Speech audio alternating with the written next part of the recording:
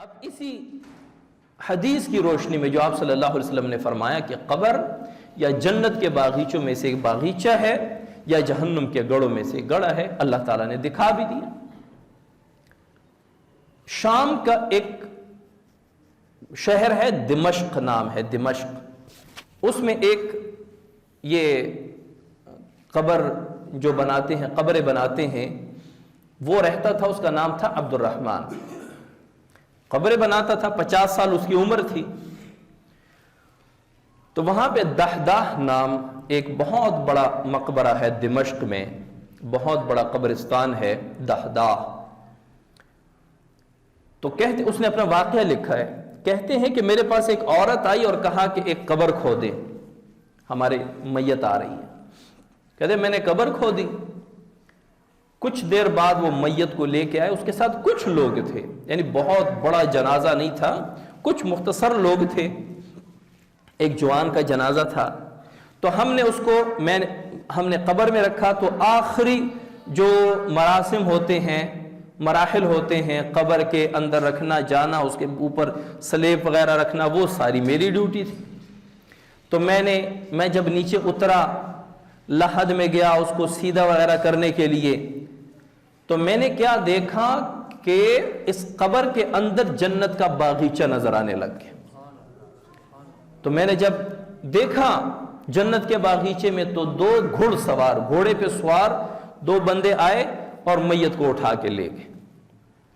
میں اسی وقت بے ہوش ہو گیا، قبر میں گر گیا۔ لوگوں نے پانی لیا اور میرے اوپر چھینٹیں ماری، میں ہوش میں آیا۔ لوگوں نے کہا کیا ہو گیا؟ میں نے کہا یہ معاملہ میں نے دیکھا ہے، میں نے باغیچہ دیکھا، خوبصورت باغ، اور 2 بندے گھڑ سوار آ رہے تھے اور انہوں نے میت اٹھا کے لے گئے۔ ہم نے اس وقت سلیب میں رکھ چکے تھے۔ تو خیر انہوں نے کہا کہ اس کو کوئی وہم ہوا ہے، ویسے ڈر گیا ہے، اور انہوں نے میری بات پر کوئی اعتماد نہیں کیا، نہ اتنا اعتبار کیا۔ ہم نے مٹی ڈالی، دفن کر دیا اور چلے گئے۔ کچھ ماہ بعد وہی عورت دوبارہ آئی اور مجھے کہا کہ ایک قبر کھودے۔ میں نے قبر کھودی۔ کچھ دیر بعد پھر ایک جنازہ آ گیا، یہ بھی جوان کا جنازہ تھا۔ تو جب اس مرتبہ پھر میں نے اس جوان کو قبر میں رکھا، دیکھا کہ پھر وہی باغیچہ نظر آ گیا، اور وہ خوبصورت جنت کا باغیچہ۔ اس مرتبہ میں بے ہوش نہیں ہوا۔ تو ہم نے اس کے اوپر سلیپیں رکھی، مٹی ڈالی۔ تو جب سارے چلنے لگے، وہ عورت بھی جانے لگی، تو میں نے اس کو آواز دی۔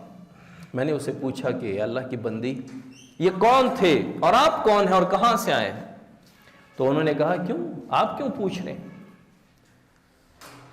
کہا کہ میں نے پچھلی مرتبہ بھی یہ معاملہ دیکھا تھا، لوگوں نے مجھ پر اعتماد نہیں کیا۔ اس مرتبہ پھر میں نے اس میت کی قبر میں بھی میں نے جنت کا باغیچہ کھلتا ہوا دیکھا، کہ جنت کے باغیچے کی طرف دروازے کھل گئے، اور یہ قبر جو ہے وہ جنت کا باغ بن گیا ہے۔ تو اس عورت نے کہا کہ پہلے والا بھی میرا بیٹا تھا اور یہ بھی میرا بیٹا ہے۔ پہلا جو میرا بیٹا تھا وہ طالب علم تھا، مدرسے میں پڑھتا تھا، دینی تعلیم حاصل کیا کرتا تھا، وہ فوت ہو گیا۔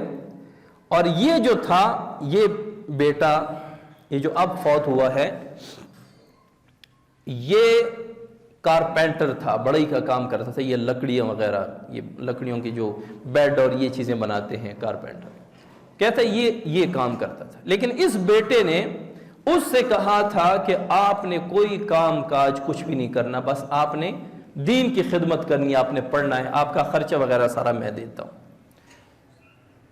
تو کہتے ہیں یہ کام تھا۔ تو عبد الرحمن کہتے ہیں، یہ جو قبریں بناتا ہے، یہ کہتے ہیں کہ میں فوراً نکلا اور یہ میری آخری قبر تھی۔ میں نکلا اور اپنے علاقے کے بڑے عالم کے پاس آیا، اور اسے میں نے کہا کہ میں پڑھنا چاہتا ہوں، میں دین کی تعلیم حاصل کرنا چاہتا ہوں، کیونکہ اس نے اپنی آنکھوں سے دیکھ لیا کہ دین کی تعلیم کوئی حاصل کرتا ہے یا دینی طالب علم کی خدمت کرتا ہے تو اللہ تعالیٰ اس کو کیا صلہ عطا فرماتے ہیں۔ تو اس عالم نے مجھے کہا کہ آپ کی عمر کیا ہے؟ میں نے کہا 50 سال۔ کہا کہ 50 سال آپ کہاں رہے جو اب دین کی تعلیم حاصل کرنے آ گئے؟ تو کہتے ہیں کہ میں نے سارا واقعہ سنا دیا کہ میں اس طرح حفار تھا، یعنی قبر کش تھا، قبریں بناتا تھا، پھر میرے ساتھ یہ معاملہ ہوا، مشاہدات ہوئے، میں نے ایسے واقعات دیکھے۔ تو اس مولانا نے کہا، اس عالم نے کہا کہ چلو بسم اللہ کرتے ہیں اور شروع کرتے ہیں۔ 50 سال کی عمر میں عبد الرحمن کہتے ہیں کہ 50 سال کی عمر میں نے دینی تعلیم حاصل کرنا شروع کر دیا۔ پھر ایک وقت آیا کہ وہ شام، دمشق اور شام کے بہت بڑے مشائخ اور علماء میں شمار ہونے لگے، اور اب ان کا نام آتا ہے الشیخ عبد الرحمن حفار رحمۃ اللہ علیہ، یعنی بہت بڑے علماء میں۔ اور پھر ان کے بعد ان کے بچے، بھائی، ان کا پورا خاندان، بلکہ نسل جو ہے وہ علماء کی نسل چلی آ رہی ہے، صرف وہ ایک عبد الرحمن حفار کی وجہ سے۔ حفار کہتے ہیں قبر کھودنے والے کو، تو یہ حفار کا لفظ ان کے ساتھ جڑ گیا، عبد الرحمن حفار۔ پھر ان کے ساتھ جو بھی علماء آتے تھے ان کے نام کے ساتھ حفار لگتا تھا، فلاں عالم حفار۔ اب اس واقعے سے دو چیزیں ہمیں ملتی ہیں۔ ایک یہ ہمیں ملتا ہے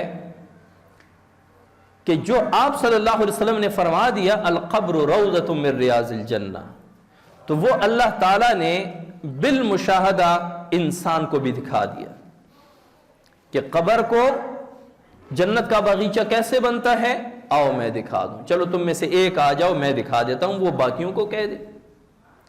تو اللہ تعالیٰ نے عبد الرحمن حفار کو دکھا دیا قبر کیسے باغیچہ بنتا ہے، قبر میں کیسے فرشتے آتے ہیں، وہ انہوں نے دیکھ لیا اپنی آنکھوں سے۔ اور دوسرا یہ کہ جو دین کا طالب علم ہے نا، اس کو کبھی بھی کمزور نظر سے نہ دیکھنا۔